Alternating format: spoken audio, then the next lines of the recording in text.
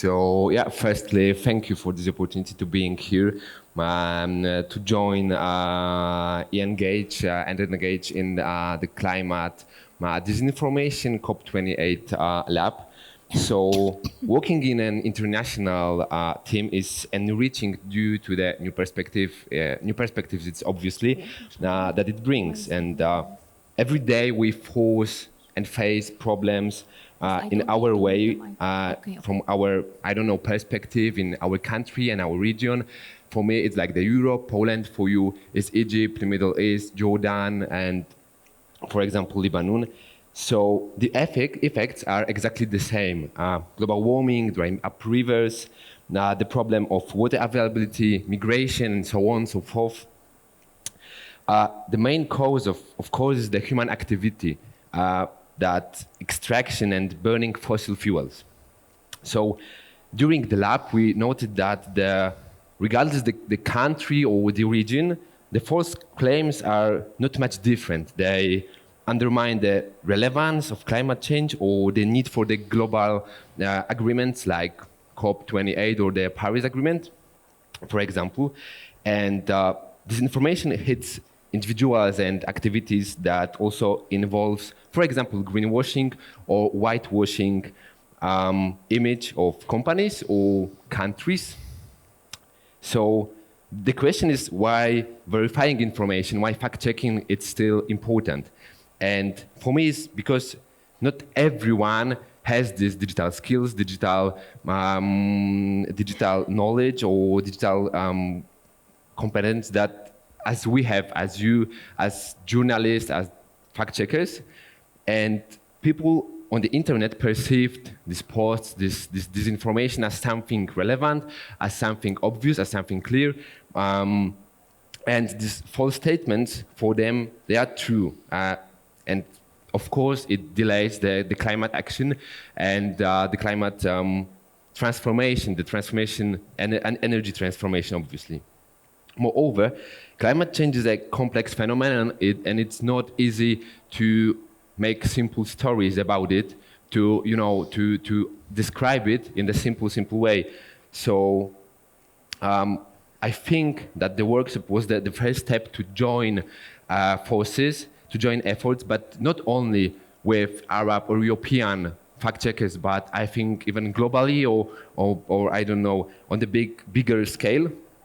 And I think we see that there is a great need to unite our forces and act to reduce circulation of misinformation, of disinformation, of false claim on social media. And that it's really important that the false information is still present in social media, and at the same time the number of people using social media is still growing up.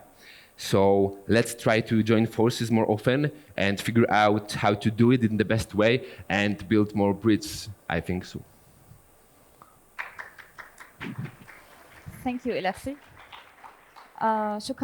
Thank you, Alexi. Alexi was one of the trainees in the European 2020, the Lab 28 that was organized by the AFCN. I'm really proud to have been a trainer in this fact-checking training regarding the climate change and also the COP28. I would be sharing information about the work of the lab COP28. It was on a number of stages. The first one was we offered training, online training for a number of fact-checkers on getting conclusions or trustworthy information, credible information about the climate change and trustworthy information to debunk the fake information and misleading claims regarding climate change.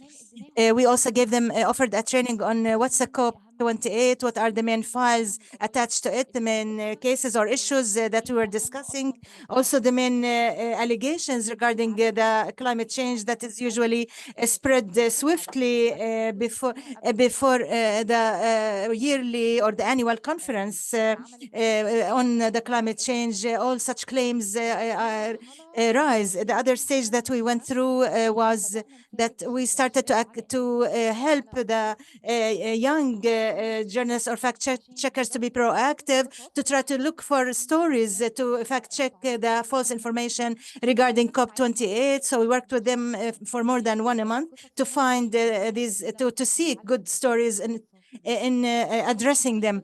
The third and last one was COP28 lab that was held here in Jordan for 2 days. We worked two groups, the European and Arab groups.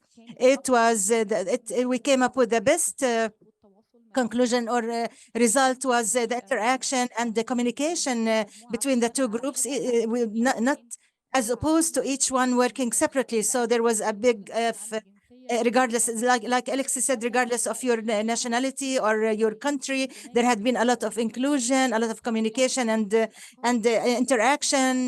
They started to help each other with the sources. We had a suggestion to do a database as a product of the workshop, so as everybody would add their own sources or tools for the rest to benefit from.